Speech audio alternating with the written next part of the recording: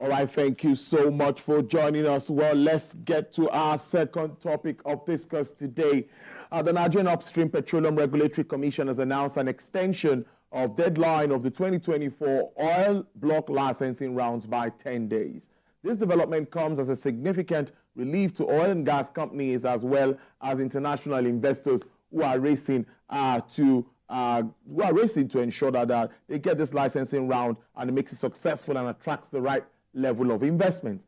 Now, let's get some perspective on this issue. Energy analyst Dr. Ayodele Oni joins me from Canada to continue this conversation. Good afternoon, and thank you so much for your time, Dr. Oni. Thank you very much. I'm attending a program in Canada. If you say Canada, people will think I have Japan. No. Okay, obviously. All right, thank you so much for that. But let's get talking. What does this really mean, this extension, and how transparent are you expecting this very year's round to be?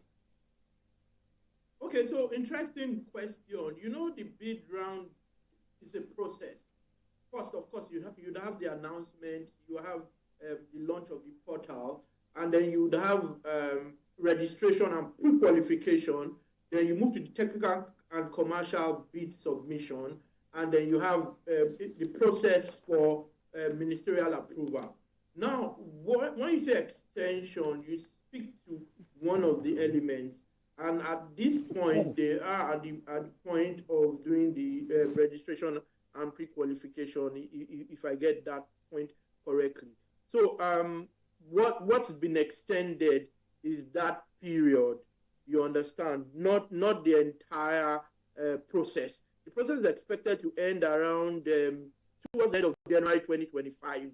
So it's that phase that has been extended, where you do your some form of registration. That process that has been extended by a number of days. And I think it's going to be transparent.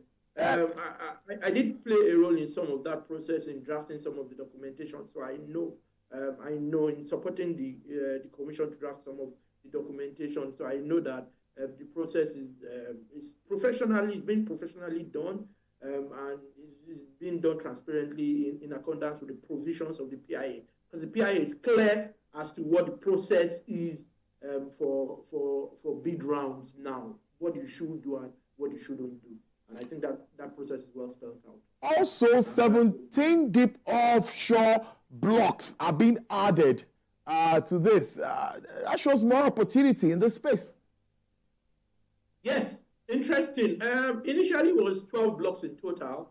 One or two of those were already producing, and that's sort of an expo for some people who may be interested. A number of them are already very, very good. Because if you recall the regime, particularly under the Petroleum Act, when you have your OPL and you want to convert it to an OML, it's only a portion of it, right?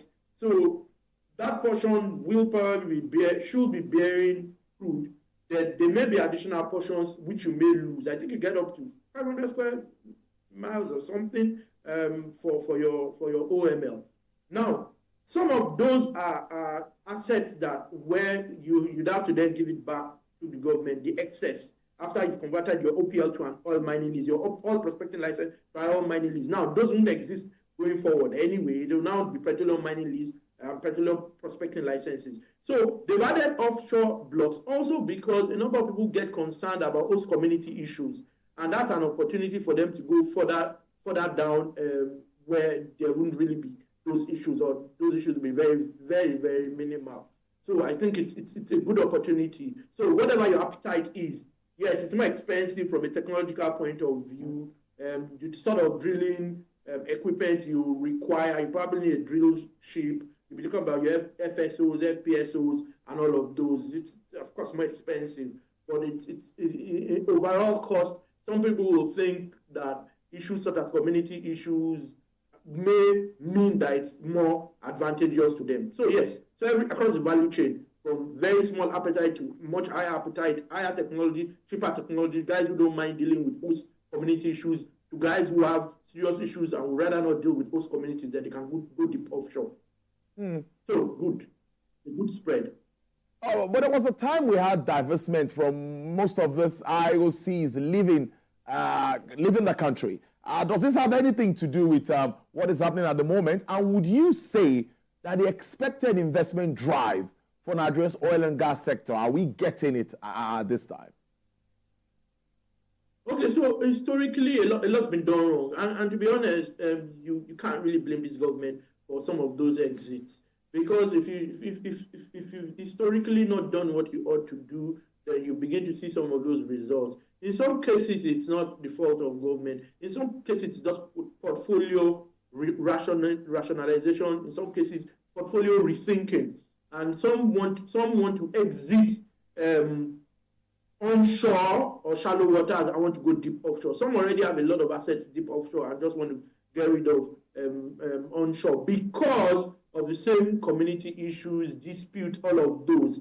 So I think that can be a good and bad thing. Good because many of the guys who are buying like Seplat and Oando are Nigerian companies. So you'd have more Nigerian companies getting involved. The likelihood that you have less capital flight so that people make money and then they just repatriate abroad. You have much of that money staying in the country. That's one good side. The bad side may be that it then sends a wrong signal, right? If people are going elsewhere. And, you know, it's about the tripod of investment. And a critical point under that tripod, the three critical issues, one of the most critical of the three is certainty and clarity of your regime. The lots don't be A today, then it changes B tomorrow. No. Investors would rather a very bad regime where they can walk around it, but it's certain, it's clear, it's going to be the case in the next 5 years, 10 years, but they know how to navigate. Now, for you to have a good regime that continues to change, so they don't know how to invest, they don't know what to invest, they don't know how they're going to recover their monies back. So, and the absence of the PIA for a long time, you know, for like almost 20 years, you're saying PIA is coming. So people will be like, okay, so what's the regime going to be? If I invest $1 billion now, how do I know I'm going to recover that money and make a profit when I don't know what the law will be in 2 years, in 3 years, you know? So now with more certainty, we should see less of those divestments. Say for, of course, the guys who want to leave onshore and go concentrate on deep offshore. So I think it's a potpourri of the good, the bad, and a bit of the ugly. Also today, there's a bit of good news. All output seems to improve marginally. I will put it 1.46 million barrels per day. That's the figure we have today. And we know what's been happening with regards to crude production. What do you have to say with regards to this? Are we getting there? Okay, so it's a gradual process.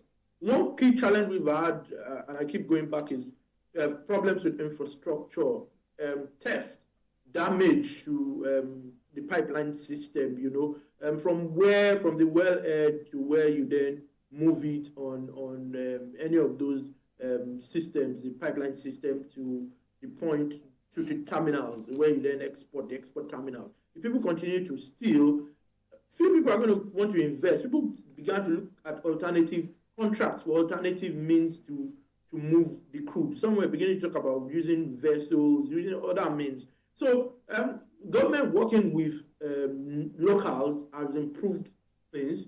It's not been a perfect situation, but that's also meant that one or two of those assets that have been damaged and force major events have been lifted. You know, when you call it force major, it means you can't fulfill the obligation. Some of that has been lifted, and there's a bit more effort, a bit more production. Those are factors that mean that you will see more production. There may be one or two other factors, but those generally will mean that you will see more production. But we need to sustain all of those efforts, right? We need to sustain those efforts to be able to ensure that we can produce more, and we can even have more for refining by the Dangotes of this world and some of the smaller refiners. Okay, before I let you go, we've seen executive orders being passed. We've seen a lot of moves, particularly focused on gas at this time. But recently, I also read that new incentives are also being instituted to revive Nigeria's oil and gas sector and targets $10 billion investment. But what I'm really saying is, in all of this, we not one way or the other conflict of interest in all of this? Because when we begin to give too much of incentives, don't you think investors might want to take advantage of us? Well, it's not about taking advantage of you. It's about the world of Nigeria. It's about the world getting more competitive because more people are finding crude. You know, Guyana, people are talking about Guyana, people are talking about Mozambique, people are going to Angola. There's finding discoveries deep offshore elsewhere. So in those circumstances, you want to attract people. You want to be attractive, right? I don't know if it was Mr. Kola, I don't remember his last name. I was watching a program and he said government's business is to ensure that businesses can conduct business with ease. You know, so if government doesn't ensure that businesses can conduct business with ease, you would then find out that if there are alternatives, they go for that alternative. So it can't really be too much, you know.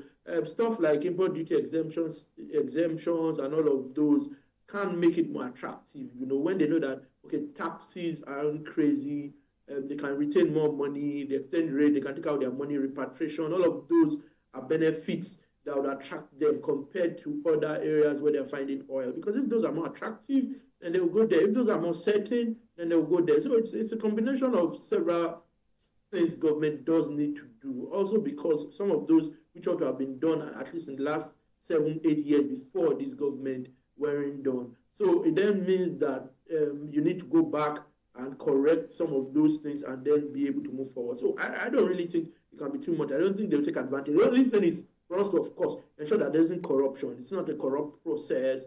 To ensure that things are done well, the rules are clear, and you don't waste time. In fact, maybe even reduce human interface. Have a virtual system where people can plug in and get those incentives done, and it'll be all good.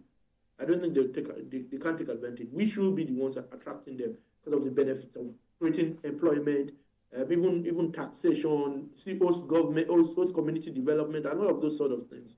I think it's a good thing. Beautiful and intelligent chat as usual. I must thank you, Dr. Adeleoni, for your time attending a program in Canada. He will be back with us in Nigeria very shortly. So let me say that so that they know that Dr. Oni has not jackpot. Thank you so much and do enjoy the rest of your day. Thank you very much. All right then. Interesting conversation.